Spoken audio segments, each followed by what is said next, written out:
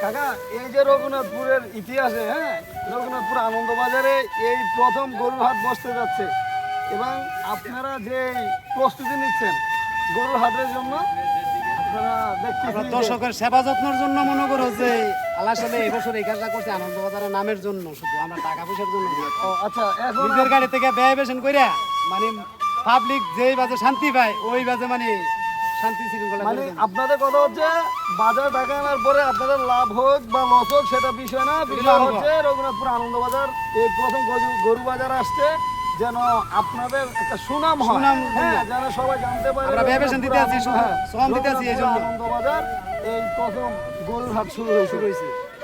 তো নতুন এই- অবস্থা আনছি আমরা। নতুন অবস্থায় আছেন, তো এই যে প্রস্তুতি মানে অনুভূতিটা কেমন, মানে কেমন লাগছে যে প্রথমবার গরুর হাট আলহামদুলিল্লাহ বসতে ভালো, যাচ্ছে?